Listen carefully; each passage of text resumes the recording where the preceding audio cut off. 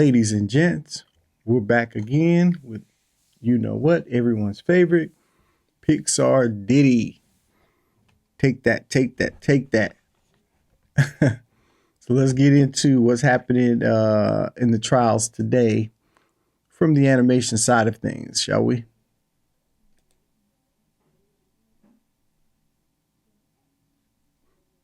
Week 3 of testimony in the trial of Sean Diddy Combs, Capricorn Clark took the stand today, and at times she was emotional.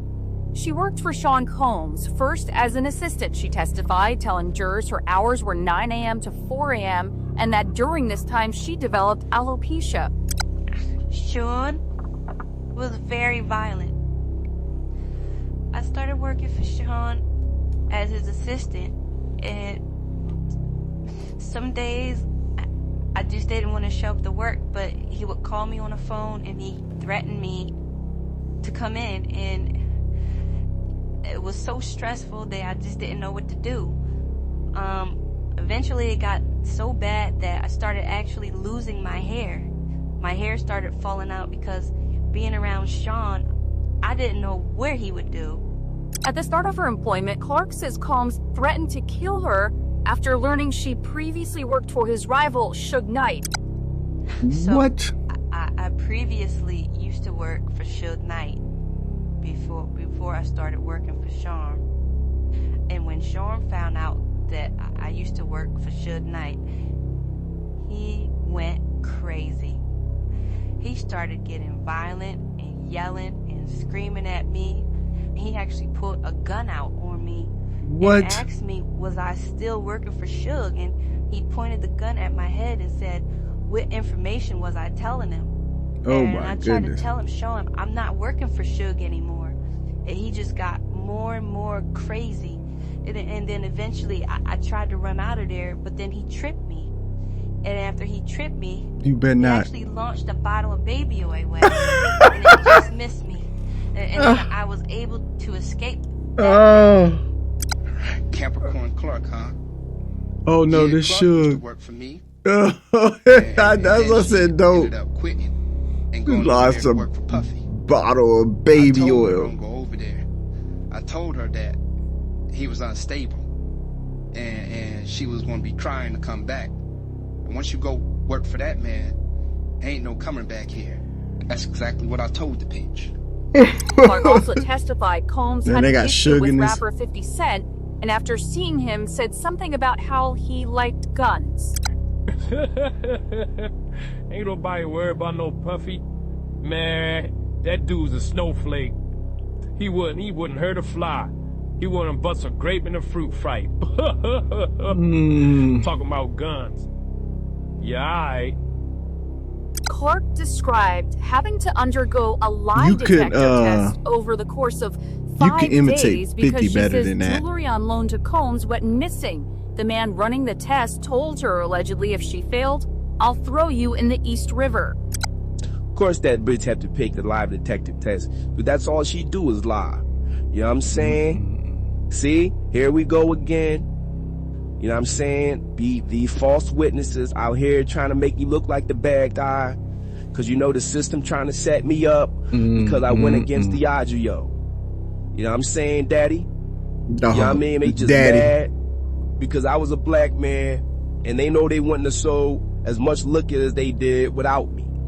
And I had for a bigger piece of the pie and they got mad. You know what I'm saying? They ain't even grow my agave for my De Leon that year. So I had to take them to court. And that's what this is really about. You know what I'm saying, daddy?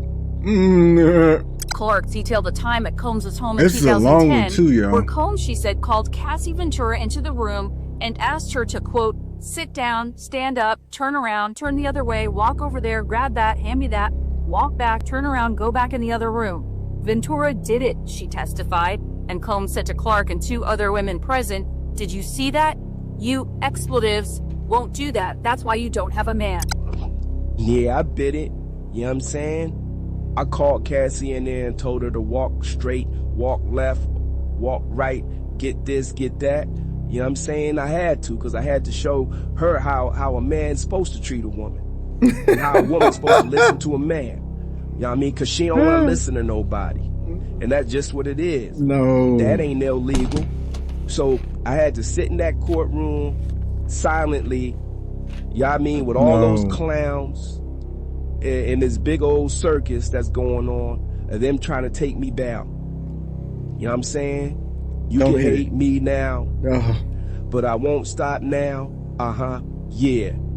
Like I said before, I'm going to be out, and I'm going to be back on top. You know what I'm saying? I'm going to make all these haters eat their words. And that's just what it is. You know what I'm saying, Daddy? Clark also told the jury about an incident that allegedly took place in 2006 where Combs was pushing her at his Miami home. She says she stopped working for him. That was a boundary for her, him having pushed her. But she eventually returned to work for him. There was this one incident where Sean actually pushed me. And I tripped and fell because the floor was so slippery from all the baby oil that was squirted on there from earlier. And from what earlier? I forgot what the argument was about, but he was arguing with someone else, and I made a comment, and he just pushed me as hard as he can, and I tripped and slid all the way across the floor. And at that point, I was just done. I was done. I left, and I said, "No, Sean, I'm not working for you anymore." And the next day he called, he apologized. He actually sent the big bouquet of flowers over to my house. That boy on them Quaaludes. And all this other gifts like this Chanel bag. He out there tripping. I ended up folding, and I ended up going back to work for Sean the next day. And I'm not too proud of that. Last week, Scott Mescudi testified he briefly dated Cassie, and when Combs found out, Mescudi said his home was broken into, and on another occasion, a Molotov cocktail was thrown at his car. Jurors saw pictures of that damaged Porsche. Clark told the jury Combs was banging on her door holding a gun, asking her who Scott was, telling Clark to get dressed because they were going to go kill him. She told the jury she said she didn't want to go, and Combs allegedly said, "I don't give an expletive what you want to do, go get dressed." Clark said they arrived at Mescudi's house. Combs and another employee went in, but she stayed in the car. She said she called Cassie and told her Combs had a gun and was at Mescudi's house to kill him. Mescudi drove up, she said, and sped off. Combs' vehicle started chasing him briefly. Combs told Clark to go talk with Mescudi and convince him not to tell police it was him or that he'd killed them all. That day was so crazy. When Sean found out that Cassie was dating Scott, he went crazy. He started calling up all types of people. He went to go get his guns, and he said, "Look, we're going to go kill him right now, and you coming with me." I tried to convince Sean that I didn't want to go, but he actually put the gun to my head and said, "You're coming with me. We're going to go kill Scott right now." So we went to Scott's house, and when we got there, think that Scott wasn't home. Sean went in. I stayed in the car. If this is true, Diddy on that stuff for real. House. I don't care what you would do to me, but I'm not going into his house. Keep putting guns in people's heads. Sean went into the house with a couple of other guys, and I don't know what they did in there. Next thing I know, they came out, and then Scott just happened to pull up in his car. And as Sean was getting in his car, Scott seen Sean if he drove off. So Sean actually drove after him, but then he eventually stopped following him because I guess he lost him. And then Sean told me, he looked me dead in my eyes while holding a gun to my head and said, "You better tell him that he never saw me or you're all gonna die."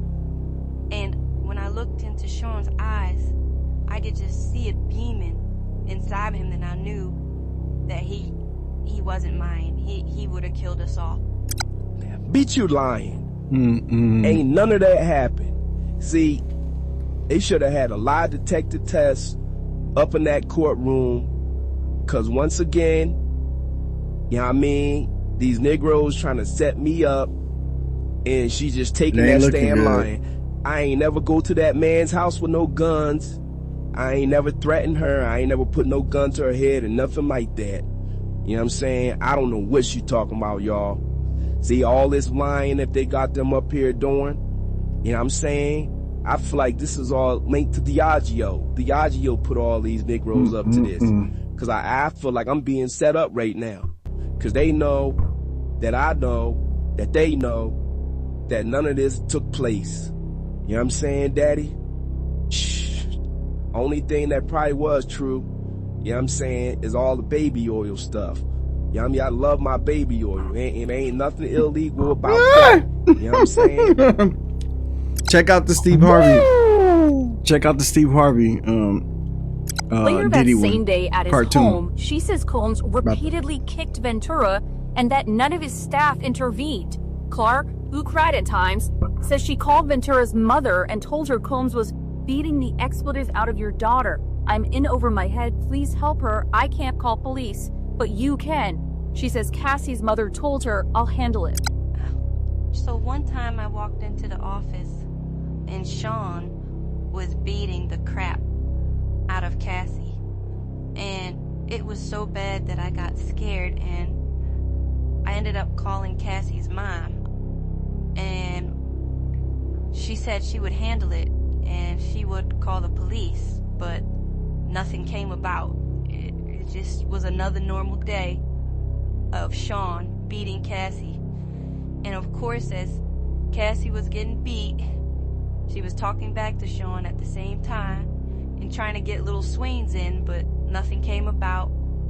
Only thing that happened was, you know, Cassie got bruised up and she put her makeup on as usual to cover it up, and nothing ever happened. It just, everything just went on as usual. Like she wasn't talking back and kicking my ass too. You know what I'm saying? Like I said before, that toxicity went both ways. She was toxic and I was toxic. We both was whooping each other's behinds. You know what I'm saying? It was just like another reenactment of Ike and Tina Turner when they was in the back of that limo. That's crazy. And you that's can just sit there what and it watch is. too. You know what I mean? She left with a couple I can't call the lumps and police. bruises, and sometimes I had a couple lumps and bruises. You know what I'm saying? And that's just what it was. It was a toxic relationship. You know what I'm saying? No, I she's in it. went through It some was a dark toxic times with relationship. Cassie, but we held Abusive. each other down when we was with each other. Now Controlling. it's just all, you know what I'm saying, a big circus and a big clown show. Mm-hmm. And Biagio trying to get back at me, and Cassie's husband trying to get up at me because he need money, because he broke. And that's just what it's about. It's a bum. Yeah, I mean, convincing Caffey to come after me, and Biagio was behind it all. That's why they all coming after me. You know what I'm saying, Daddy? And that's just what it is. Clark said when asked by arson investigators about Mescatie's car, she testified she didn't know anything about that incident. Clark says she was terminated in 2012 and reached a settlement with Combs for wrongful termination. In 2016, she said she went back to work as creative director for Ventura until 2018. In April 2024, she says she met with Combs' attorneys, telling them she wanted her life back and described what it would look like if she worked as Combs' chief of staff. On cross-examination, the defense brought that meeting up, noting Clark said, "You didn't think Miss Ventura was good for Mr. Combs?" "Correct," she told the jury. "Why?" she was asked. She replied, "They were toxic as a couple." The defense also pulled up texts Clark sent Combs in 2021, talking about having a crush on him before she started working for him and reminiscing about times they hung out with another mutual friend. Oh my goodness. What in the... You know what I'm saying? What? That boy don't delete Cassie's text messages, toxic do he? relationship. You know what I'm saying? Us being two freaks, loving our freak offs, using our baby oil. You know what I'm saying? And calling up escorts or whatever. He does not delete text messages. You know what I'm saying? None of that being illegal. Everything that we did was consensual. Records. Yeah, I mean, of course, like I said, we went through our dark times. But I'm gonna keep it here. I'm gonna say, like I always say, I ain't never trafficked no one. and I ain't never racketeer anything. I'm gonna maintain my innocence, and I'm gonna be out of here soon. And right back on top, cause I ain't do anything. You know what I'm saying? All I did was squirt a little bit of baby oil, smack a little bit of asses. You know what I'm saying? You know, did a little bit of partying, maybe did a little bit of drugs here and there, and that's just what it is. You know what I'm saying? Just like every other entertainment. You know what I'm saying? So, this is all bogus. Like I said, it's a bunch of clowns, and this is just one big circus. And at the end of it all, I'm gonna maintain my innocence. Can't that's just what it is. Hold me this Pixar down. Diddy. Take that. You know what I'm saying? And I'm up out of here, Daddy. Daddy. It is what it is. Yeah. Take that. Take that. Take that. Woo! Week 3 of testimony. Now, there's most definitely an issue with him having all these texts and people up there sound like they contradicting themselves after saying one thing. Now the whole time I'm looking for the racketeering and sex trafficking, but I am seeing the abusive relationship, the toxic, being toxic and things of that nature. About I'm even when I'm looking at the real case and all the documents, I'm like, where is the big freak offs? Where are the parties that we were hearing about? That's what I'm looking forward to hearing this and hearing about people affected that way. Seems to be all about Cassie, which is not a bad thing because she went through some stuff, being with him. But man, I didn't know the case was going to be about her. They're calling freak offs that they had together. And we were led to believe there'll be freak offs where there's a whole large number of people involved in this. And he was the head orchestrator in this. That's what I thought we were about to hear. And this has been about Cassie the whole time. And it's only been proven, only thing they proved was domestic abuse. Is really all they proved, meaning without a doubt, we've seen him hit her. Like, what I'm saying? All the other stuff is accusations, So when I guess they can lean on grooming to have it to why she was so submissive, but where's the, she's making schedules for the prostitutes to come in. Maybe she's being forced, and that makes sense too, but I didn't think the trial was going to be about her and him. I thought it was going to be about multiple people. Use her as an example and then start adding on. But we'll see. We got time. The dang assistant just shot herself in the foot. Oh, man. You sitting there talking about you like the dude. You wish the old times was back. Like, what is going on?